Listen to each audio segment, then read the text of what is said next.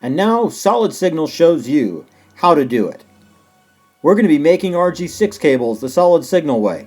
It's easy and it's fun, and Solid Signal has a kit designed to give you everything that you need in order to make all your own RG6 cables. Start with Solid Signal's patented cable prep tool. This tool is designed to be easy to use and will make all the cuts for you so that you can't make a mistake. You also get this cable cutter with a curved blade that makes it easier to cut RG6 cables. You would never use pliers to cut RG6 cables. The cut would not be precise enough. Finally, you get this ratcheting compression tool.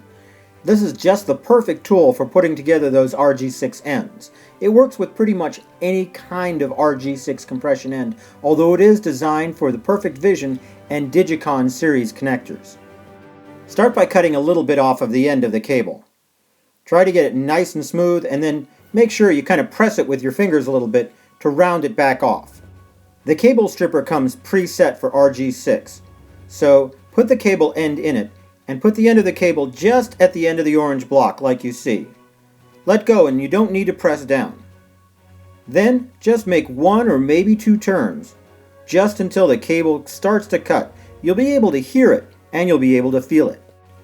Personally, I don't like to overcut, and that means that I'll end up with these ends that I have to pull off. They should pull off cleanly. First, just down to the copper, and the second cut should expose all the braid, keeping it nice and clean. Try to pull straight without twisting the braid. If you're doing quad shield cable, the outer layer of braid and foil will come off. That's normal.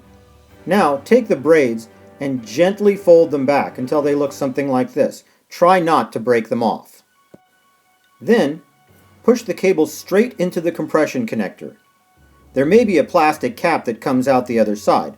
Just kind of pull it out with your fingers. Now take a close look at the connector that you've made.